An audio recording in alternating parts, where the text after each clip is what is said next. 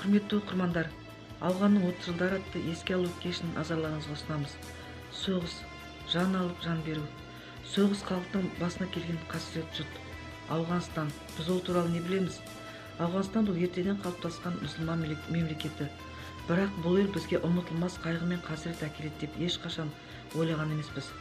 Біреудің жүрек жарды ұлын, біреудің арқа сүйер бауырын жұлып әкетерін кім білген? Ауған соғысы КСРО қарулы күштерінің Ауғанстанға басып кіріп, оның ішкі істеріне қол соғу салдарынан тұтанған соғыс. 1979 жылдың 25 желтоқсанынан 1989 жылдың 15 ақпанына дейін, яғни 9 жылдан аса уақыт бойы кеңес әскерлерінің шектеулі құрамы ауған жерінде ұрыс жүргізді. Соғыс деген қаралы ұғым. Ауған соғысында мерт болғандар мен ардагерлердің алдында қашанда бас иеміз. Ауған соғысына КСРО құрамынан 22 мың қазақстандық қатысты. 2238 күнге созылған соғыста 924 қазақстандық мерт болып, 1015 жауынгер мүгедек болып қайтты. 26 адам хабар-ошарсыз кетті. Бейбіт өмірде отан алдындағы борышын өтеп жүрген өрімдей жас жігіттер ауғандағы майдан даласынан бір-ақ шықты. Қаншама жас қыршынынан қиылып, қаншама жас мүгедек болып оралды. Отан үшін жанын берген қаһармандардың есімдері даңқ мемориалдарында, ескерткіштер мен атаулы қабірлер тақталарында мәңгі өшпейтін алтын әріптермен жазылған. Олардың ерен ерліктері еш уақытта ұмытылмайды. Міне, осы сұрапыл ауған соғысына біздің Рудный қаласынан бірнеше боздақтар аттанған екен. Солардың бірі Болотников Сергей Николаевич, Мельников Александр Викторович, Цепко Анатолий Васильевич, Құдабаев Жаңабек Төлегенұлы және тағы басқалар. Құдабаев Жаңабек Төлегенұлына жеке тоқтала кетсек, ол 1961 жылы 7 сәуір дүниеге келген екен.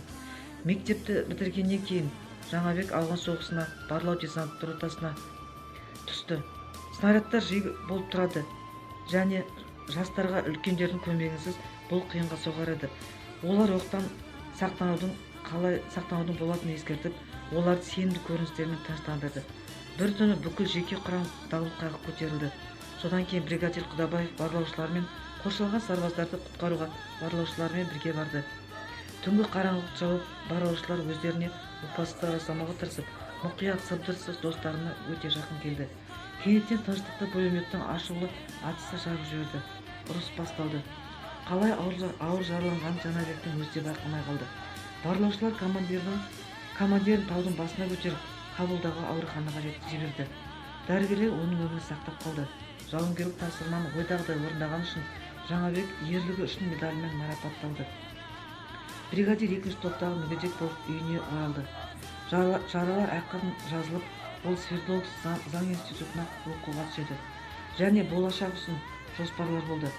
Олардың ішінде ең бастысы Жаңабек басқаларды өмір сүруді қорықпауға үйреткісі келді.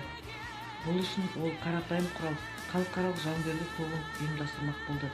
Бұл идеяны қалалық комсомол комитеті қолдады. Бұл Шурабек клубы деп аталды. Шурабек клубында жұмыс жасаумен қатар Жаңабек Төлегенұлы Құдабаев Рудында прокурордың орынбасары, одан кейін Қостанай облысының басқа аудандарында прокурор болып жұмыс жасады. Содан кейін ол заңгер болды және нағыз ерлер майдандық достығының жалынды қорғаушысы болды. Жаңабек Төлегенұлы Құдабаев ауруына байланысты 2011 жылы қайтыс болды. Бітпейді соғыс салған салдарлары, бейбіт күн адамзатқа арман бәлі, 41-дің отты жылы көнергенде жаңғыртты жолсыз жанжал ауғандағы. Таулы аймақ Кабул, Баграм, Кандагарда өлім сеуіп ұлыған қандар алда, 18-20-дағы боздақтардың көрсеткен ерлігінде сан болар ма? Бауырым, сен де бардың, соған барып қайттың. Кеудеңе орден медаль тағып қайттың. Тілейміз енді соғыс болмағанын, жат жерде жансыз дене қалмағанын. Ұрпағымыз бейбіт күн еңбек етіп, ашық аспан астында самғағанын.